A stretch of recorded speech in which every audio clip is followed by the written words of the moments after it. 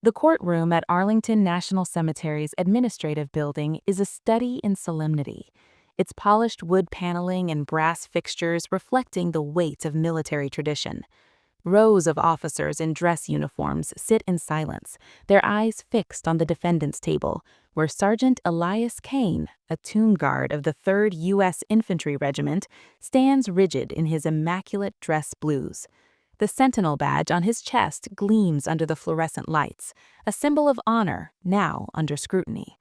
At 32, Kane's face is weathered beyond his years, his jaw set, his hazel eyes unyielding despite the accusations hanging over him.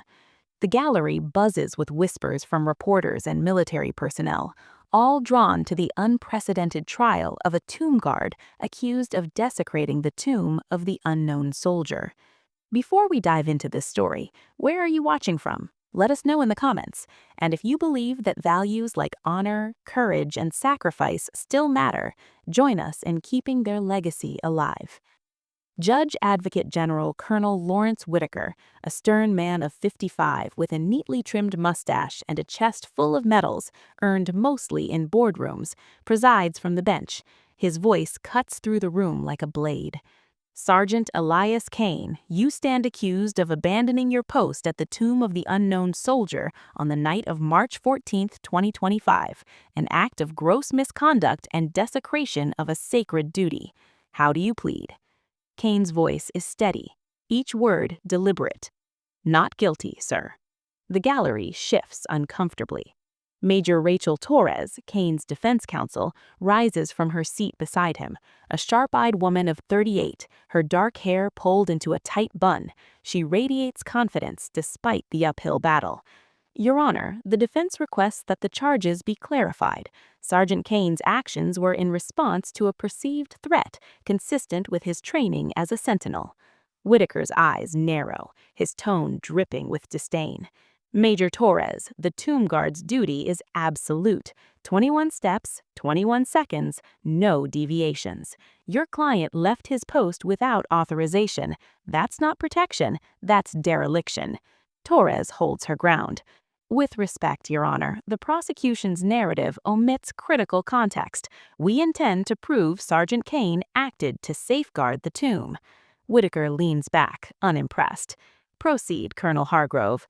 Colonel James Hargrove, the prosecutor, a wiry man with a hawkish face, steps forward. He gestures to a technician who activates a screen displaying grainy security footage.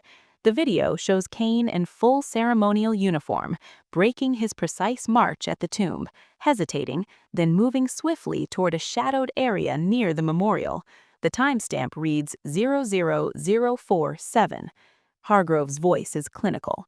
On the night in question, Sergeant Kane abandoned his post for nearly 3 minutes, violating the sacred protocols of the tomb guard. This footage is undeniable proof of his failure. Torres interjects, her voice firm. Objection, Your Honor. The footage lacks context. Sergeant Kane was responding to a suspicious object as per his training under Sentinel Protocol 17. Whitaker's gavel cracks. Overruled. The court will hear the prosecution's case. Continue, Colonel. Hargrove paces before the bench.